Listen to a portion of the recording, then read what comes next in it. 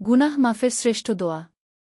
শয়তানের প্ররোচনায় পরে মানুষ আল্লাহর অবাধ্যতায় লিপ্ত হয়, গুনাহ করে ফেলে। কিন্তু গুনাহ হয়ে গেলে একজন মুসলমানের প্রথম কাজ হল তওবা করা। তাওবা মানে গুনাহ থেকে প্রত্যাবর্তন করা, আল্লাহর কাছে ফিরে আসা। পাপী বান্দাদের আল্লাহ তায়ালা আশার বাণী শুনিয়েছেন।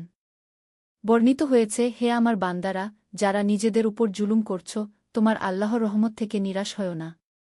নিশ্চয়ই আল্লাহ সব গুনাহ মাফ করেন। তিনি ক্ষমাশীল, পরম দয়ালু।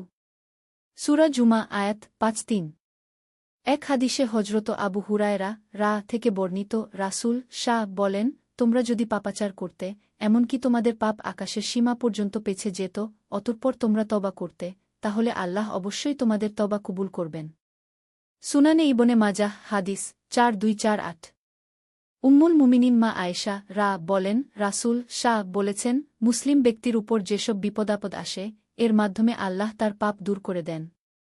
এমনকি যে কাঁটা তার শরীরে বিদ্ধ হয়, সেটার দ্বারাও। বুখারী হাদিস ৫৬৪০। তাই গুনাহ হয়ে গেলে তওবার নামাজ পড়া উচিত সবার। হাদিসে আল্লাহর রাসূল সাল্লাল্লাহু আলাইহি ওয়াসাল্লাম বলেন, যদি কেউ গুনাহ করে ফেলে, তারপর পবিত্রতা অর্জন করে, ২ রাকাত সালাত আদায় করে, আর আল্লাহর কাছে ক্ষমা প্রার্থনা করে, তবে আল্লাহ ক্ষমা করে দেন।